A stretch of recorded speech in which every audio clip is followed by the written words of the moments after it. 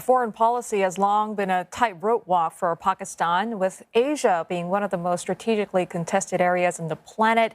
A superpower confrontation in the region has brought challenges and opportunities for Islamabad.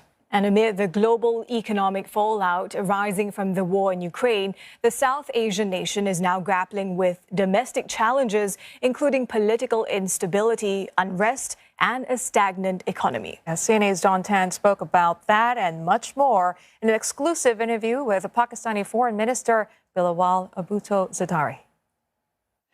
You mentioned the impact that the war in Ukraine has had on Pakistan and of course the world, and Pakistan has made its position quite clear.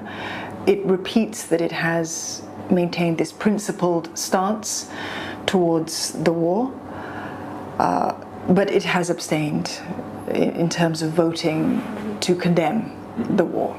There is that distinction, and there have been opinions on that, and immense pressure on Pakistan as well to fall on one side of the fence or the other. My question to you is, can Pakistan continue to uphold what appears to be a neutral stance on a war which continues to inflict such devastation on Ukrainian lives? Pakistan knows devastation.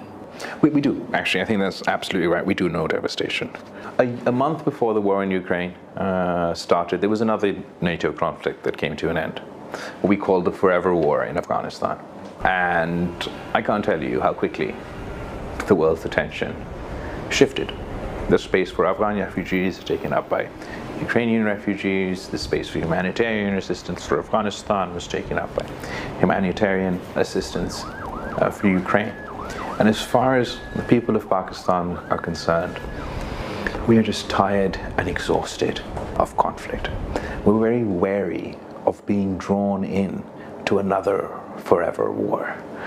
So that is why we're incredibly careful about how we engage with this issue, and despite the different pressures, try not to take sides so we can focus on all the problems that I just discussed with you. Having said that, Pakistan absolutely supports international law, the status of the United Nations, UN Security Council resolutions.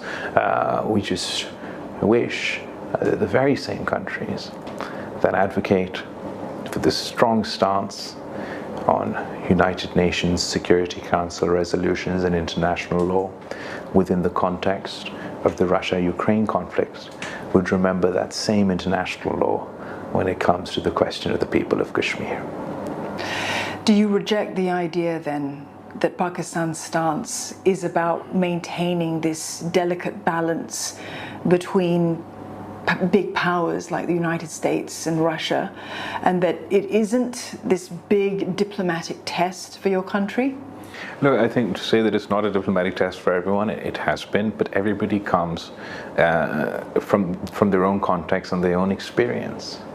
We don't look at the world like America does, or Europe does, or Russia does, or Ukraine does. We have our own prism, or our own point of view.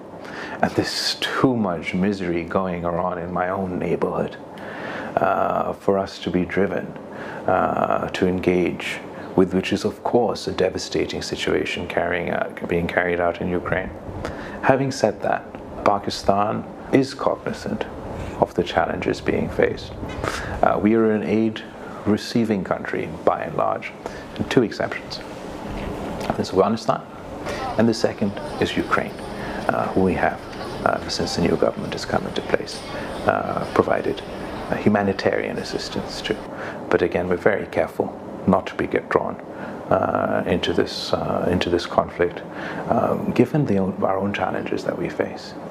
Pakistan's position as far as the Uyghur community is concerned in the Xinjiang region, in that zone, you will be aware of the UN report that said that China is responsible for human rights abuses there. Pakistan has not been so vocal? So when in Mr. Khan's time, there was a host of countries that sent representation over to Pakistan that also included representation from Pakistan that assessed the situation and attested that much of the claims, particularly that we see in the Western media, are highly politicized and taken out of context. So obviously I would derive my information from the same sort of teams that went over at that point in time. As far as the UN report is concerned, I really feel it's counterproductive when the United Nations human rights apparatus is deployed in this biased and political manner. I think it would be something altogether different if all countries got a human rights report, but I don't remember the last time I read a human rights report about the states of Black Lives Matter in the United States or the challenges that we face in Europe, but there consistently seems to be human rights reports about China and other countries in the naughty list. So you feel that there is bias? I unfortunately feel that the processes are politicized in a way that is counterproductive.